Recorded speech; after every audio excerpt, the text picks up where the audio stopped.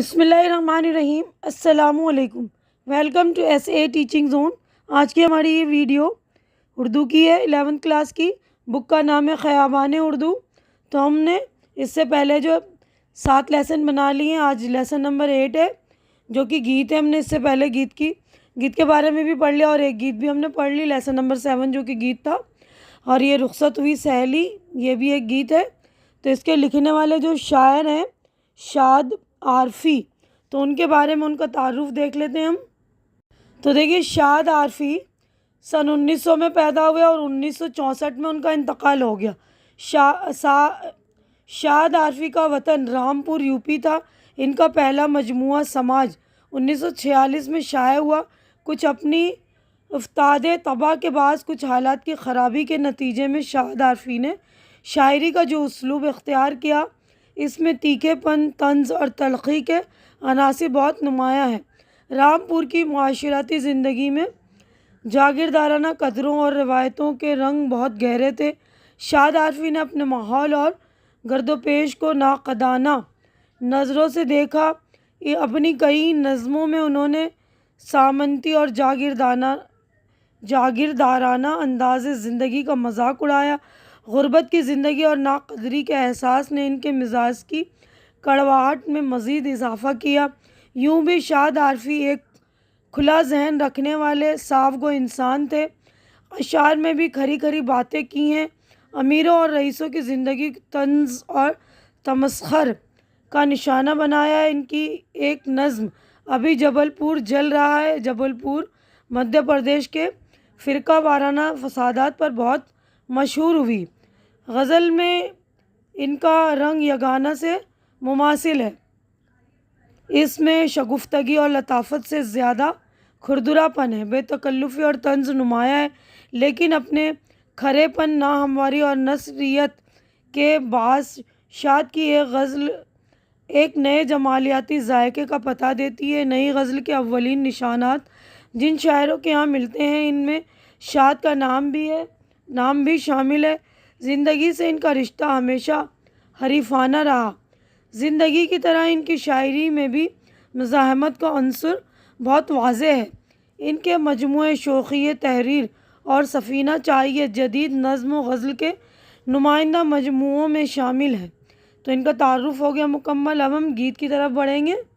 تو دیکھیے، گیت کا جو عنوان ہے رخصت ہوئی سہیلی، تو ایک ایک ہم بند پڑھ کر آپ کو سمجھا دیں گے، تو آپ لوگ دیکھ لیجئے گا۔ تو ہم سیاق و سباق کے حوالے سے اس طرح لکھ سکتے ہیں کہ یہ اشعار یا یہ بند جو ہے شاد عارفی کے گیت رخصت ہوئی سہیلی سے لیے گئے ہیں۔ اس کے بعد جو ہمارا مین جو ہے بند، اس کی تشریح ہم کرتے ہیں۔ تو پہلا بند ہے، دیکھیے، رخصت ہوئی سہیلی، سنسان ہے اٹریا، ویران ہے حویلی، رخصت ہوئی سہیلی۔ تو یہ اشعار شاد عارفی کے گیت رخصت ہوئی سہیلی سے لیے گئے ہیں۔ شاد ایک لڑکی کی زبانی ایک کیفیت بیان کر رہے ہیں کہ اس کی سہیلی اپنے گھر سے رخصت ہو کر سسرال جا رہی ہے، اور اس طرح جانے سے اٹریا یعنی چھت سنسان پڑی ہوئی ہے اور حویلی ویران نظر آ رہا ہے۔ سہیلی کا رخصت ہونا پورے گھر کو بے رونق بنا رہا ہے۔ اب آگے بڑھتے ہیں ہم۔ جھولا پڑا ہے سونا، غم ہو گیا ہے دونا، جاتی ہے آج گھر سے بچپن کی ساتھ کھیلی، رخصت ہوئی سہیلی۔ تو جس جھولے میں وہ سہیلی جو لڑکی جھولتی ہوئی تھی، آج وہ جھولا جو ہے سونا نظر آ رہا ہے۔ سونے پن نے غم کو دگنا کر دیا۔ بچپن میں جو ساتھ ساتھ کھیلتی تھی، آج گھر سے رخصت ہو رہی ہے۔ اب آگے بڑھتے ہیں۔ دیکھیے، گیندے پہ ہے اداسی، جوہی پڑی ہے پیاسی، حسرت سے دیکھتی ہے چپکی کھڑی چمیلی، رخصت ہوئی سہیلی۔ تو شاد عارفی نے لڑکی کے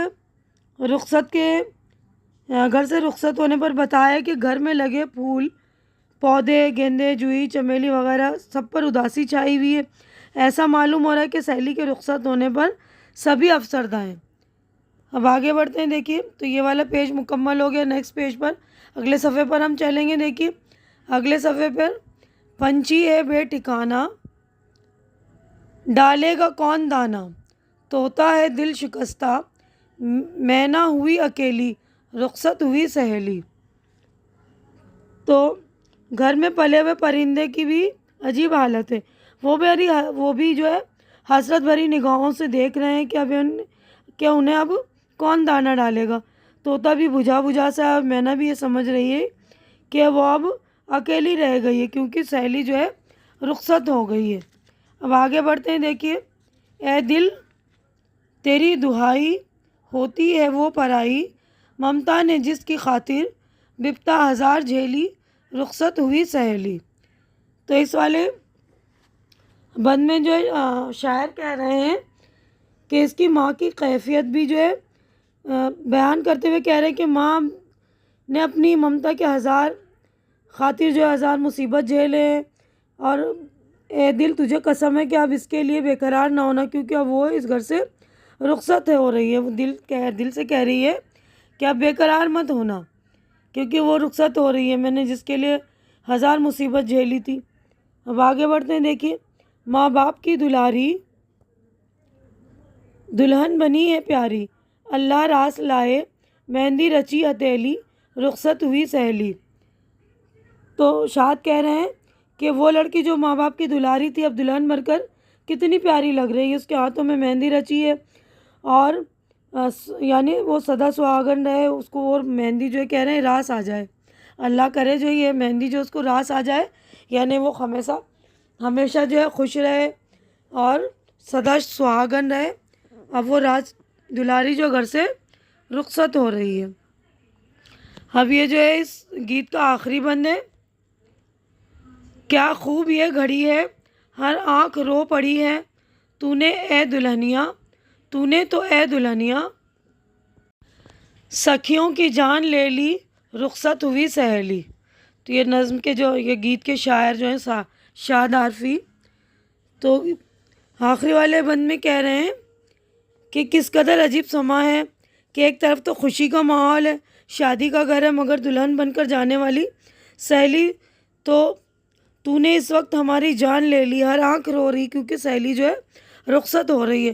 تو جب کسی لڑکی کی شادی ہوتی ہے، کوئی رخصت ہوتا ہے، لڑکی خاص طور سے جب رخصت ہوتی ہے تو شادی کا ماحول تو ہوتا ہے نا، خوشی کا ماحول ہوتا ہے، لیکن غم بھی ہوتا ہے نا، دکھ ہوتا ہے، وہ جانے والی ہوتی ہے۔ تو یہاں پر ہماری نظم یعنی یہ گیت جو مکمل ہو گئی ہے، تو ہم اس گیت کا جو ہے مرکزی خیال دیکھ لیں گے، اس کے بعد یہ سوالات جو ہیں 4 اس کے جوابات بھی ہم دیکھ لیں گے۔ تو دیکھیے، گیت کا مرکزی خیال ہے، اس گیت میں شاعر شاد عارفی نے کسی لڑکی کے اپنے گھر سے رخصت ہونے کی اس کیفیت کو بیان کیا ہے جب وہ دلہن بن کر ماں باپ کے گھر سے سسرال جاتی ہے۔ حالانکہ یہ خوشی کا وقت ہوتا ہے، مگر پھر بھی ماں باپ، بہن بھائی، عزیز و اقارب اور سہیلیوں کو اس کی رخصتی کے وقت رونا آ جاتا ہے۔ شاعر نے اپنے رخصتی کے وقت کو خوبصورت انداز میں بیان کیا ہے کہ لڑکی کی رخصتی کے وقت ماحول پر کس قدر اداسی چھا جاتی ہے، پھول پودے بے رونق، گھر میں رہنے والے پرندے دل شکستہ نظر آتے ہیں، ماں باپ کی حالت دیکھی نہیں جاتی، ساتھ کھیلی سکھیاں اس وقت بے جان نظر آتی، غرض رخصت ہوتی ہوئی لڑکی سے خوشی کا پورا سما بدل جاتا ہے اور ماحول پر بے کیفی چھا جاتی ہے۔ تو یہ جو ہے گیت کا مرکزی خیال ہے۔ تو دیکھیے، پہلا سوال ہے، گیت کا عنوان کس بات کی طرف اشارہ کر رہا ہے؟ گیت کا عنوان یعنی ٹاپک کسی لڑکی کی شادی کا وہ منظر بتا رہا ہے جب وہ دلہن بن کر ماں باپ کے گھر سے رخصت ہوتی ہے اور سسرال جاتی ہے۔ سوال نمبر 2 ہے، سہیلی کے رخصت ہو جانے سے گھر اور ماحول پر کیا کیفیت طاری ہے؟ شادی کا ماحول ہے، لیکن خوشی کے اس ماحول میں اس وقت اداسی چھا جاتی جب کوئی لڑکی دلہن بن کر اپنے گھر سے رخصت ہوتی ہے۔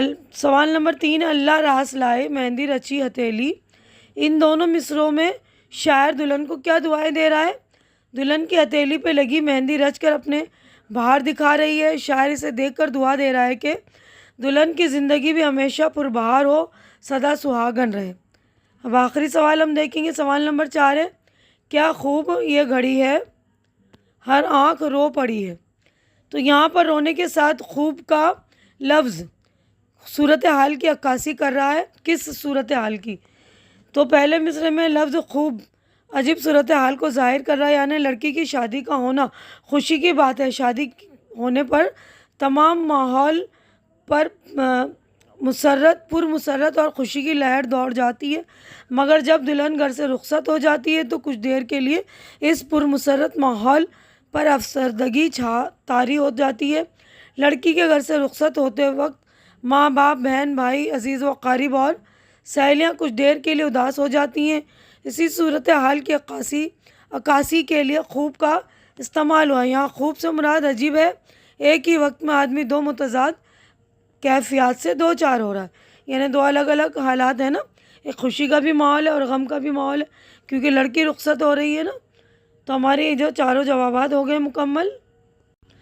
تو دیکھیے ہمارے چاروں جوابات ہو گئے مکمل، ایک گیت بھی ہمارا مکمل ہو چکا ہے۔ تو اپنی ویڈیو بھی میں یہیں پر مکمل کر رہی ہوں۔ امید ہے کہ جو کچھ میں نے آپ لوگوں کو سمجھا اچھی طرح سے سمجھ میں آ گیا ہوگا، کیونکہ گیت بہت ہی آسان سی تھی۔ تو آپ لوگوں کو میرے سمجھانے کا انداز بھی اچھا لگ رہا ہوگا، اچھا لگ رہا ہے، میری ویڈیو اچھی لگ رہی تو اسے لائک کیجئے، زیادہ سے زیادہ شیئر کیجئے، تاکہ جو بھی ضرورت مند آپ کے فرینڈس وغیرہ ان کی ضرورت بھی پوری ہو سکے، ان کو ہیلپ مل سکے۔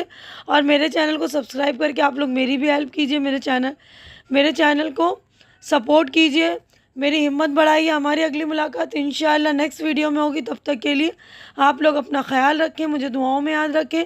اللہ حافظ۔